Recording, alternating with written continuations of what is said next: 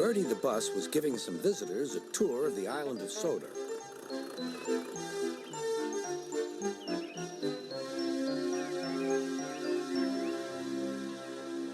It was their last afternoon, and Edward was preparing to take them to meet Bill and Ben. He found it hard to start the heavy train. Did you see him straining? Asked Henry. Positively painful, Remarked James. Just pathetic, Grunted Gordon. He should give up and be preserved before it's too late. Shut up, burst out Duck. You're all jealous. Edward's better than any of you. You're right, Duck, said Boko. Edward's old, but he'll surprise us all. I've done it. We're off. I've done it. We're off, said Edward as he finally puffed out of the station.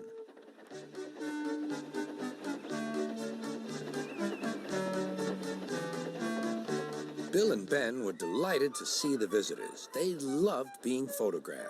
Later, they took the party to the China Clay Works in a brake van special.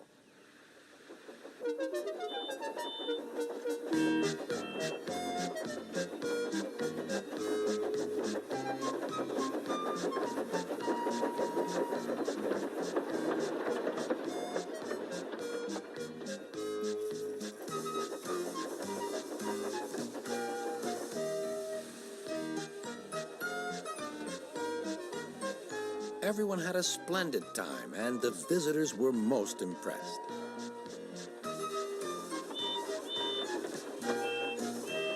Then Edward took the visitors home.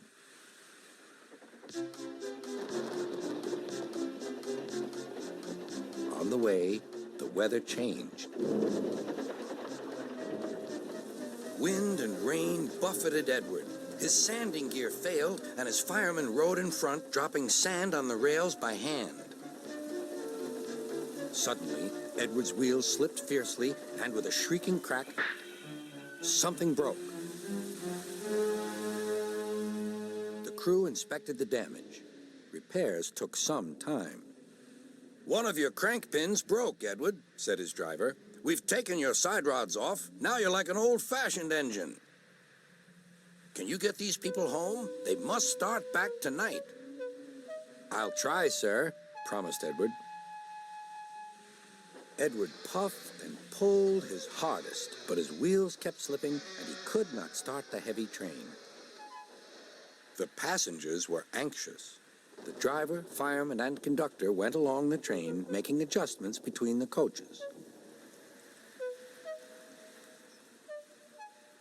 We've loosened the couplings, Edward. Now you can pick up your coaches one by one, just as you do with freight cars.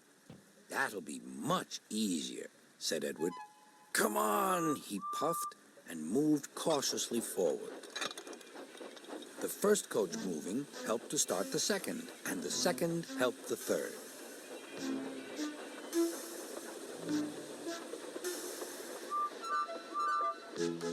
I've done it! I've done it! Puffed Edward. Steady, boy, warned his driver. Well done, boy. You've got them! You've got them! And he listened happily to Edward's steady beat as he forged slowly but surely ahead. At last, battered, weary, but unbeaten, Edward steamed in. Henry was waiting for the visitors with the special train. Beep, beep!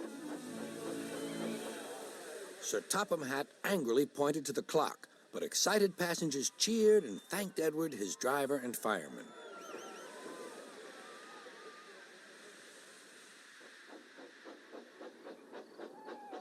Duck and Boko saw to it that Edward was left in peace. Gordon and James remained respectfully silent.